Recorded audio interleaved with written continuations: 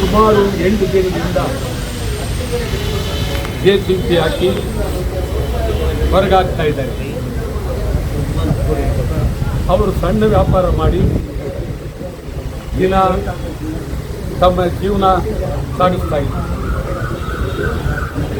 ಬಹಳ ಅತ್ಯಂತ ಘೋರ ಅನ್ಯಾಯ. ಈ ಸರ್ಕಾರ ಬಂದ ತಕ್ಷಣ ಜೆಸಿಬಿ ತೆಗೆದುಕೊಂಡು ಬಂದು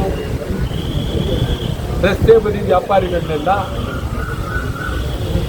ಸಿಕ್ಕಾಪಟ್ಟೆ ಒಕ್ಕಲಿಬಿಡ್ತಾರೆ. ಸುಮಾರು ಇದುವರೆಗೆ 3,000 ಕೋಟಿ ನಷ್ಟ ಆಗಿದೆ ಜನಕ್ಕೆ. ಅಲ್ಲಿನ ಪಾದಚಾರಿಗಳ ರಸ್ತೆಯಲ್ಲಿ ಅಂಗಡಿಯವರಿಗೆ 3,000 ಕೋಟಿ ಇದನ್ನು ಬಿಡುಗಡೆ ಮಾಡಬೇಕು.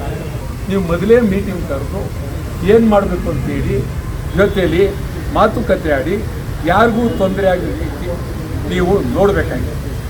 ನಾವೇನು ನಡ್ಕೊಂಡು ಹೋಗೋರ್ನೆಲ್ಲ ತಳ್ಳಕ್ಕಾಗತ್ತಾ? ಇಲ್ಲ, ನಡ್ಕೊಂಡು ಹೋಗ್ಬೇಕು.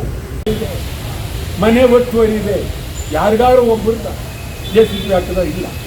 ಈ ಬಡವರ ಮೇಲೆ ನೀವು ಜೆಸಿಬಿ ಹಾಕಿ ಅವರ ಕಣ್ಣೀರು ಸುರಿಸ್ತಕ್ಕಂಥದ್ದು ಒಳ್ಳೆಯದಲ್ಲ. ಗಂಭೀರವಾಗಿ 3,000 ಕೋಟಿ ಅವರು ಕೊಟ್ಬಿಡಿ.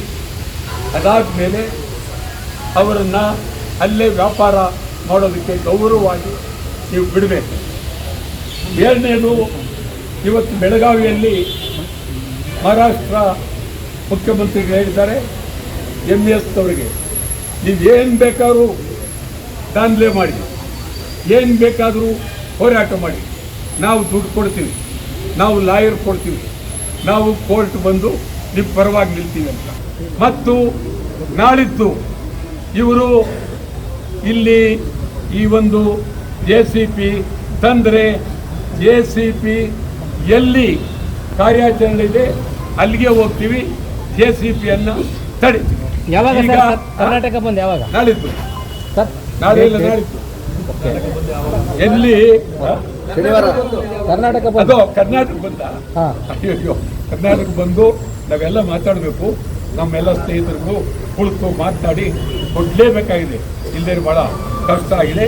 ನಾಳಿದ್ದು ಏನಪ್ಪ ಅಂದರೆ ಇವರು ಎಲ್ಲಿ ಯಾವ ಏರಿಯಾದಲ್ಲಿ ಜೆಸಿಬಿ ಇರ್ತಾರೆ ಆ ಜೆಸಿಬಿನ ನಾವು ತಡಿತೀವಿ ನಾಳಿದ್ದು.